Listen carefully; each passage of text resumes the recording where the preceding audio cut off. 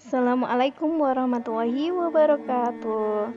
Seminjang saleh kelas 3 SD Itero Bani Kendal.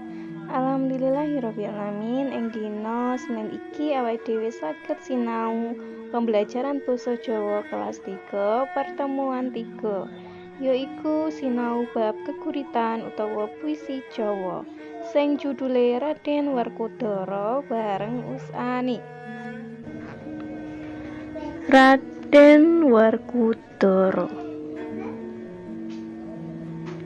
Heh, para kanca-kancaku, apa kowe kabeh wis padha ngerti? Ing carita Mahabharata ana sawijining satriya kang utama, gagah tur prayoga. Dene anggone dadi siswa tansah patuh mituhu marang dawuhe guru.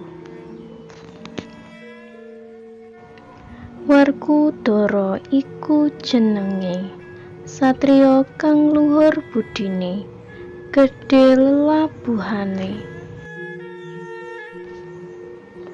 kendel lan kukuh tekate, mempeng ibadah bekti marang Rama ibune. Ayo kanca padha nulodo.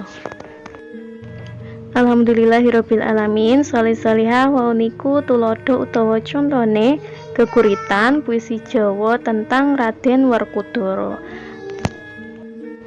Tugase saleh-salihah sakniki latihan geguritan utawa puisi Jawa sing judule Raden Werkudara. Saged latihan ping kalih utawa ping 3. Sakwise niku saged direkam swara ten WA, mangke dikirimake tugas niku ten WA ne Usani. Semoga bermanfaat pembelajaran pada hari ini. Usani akhiri. Wassalamualaikum warahmatullahi wabarakatuh.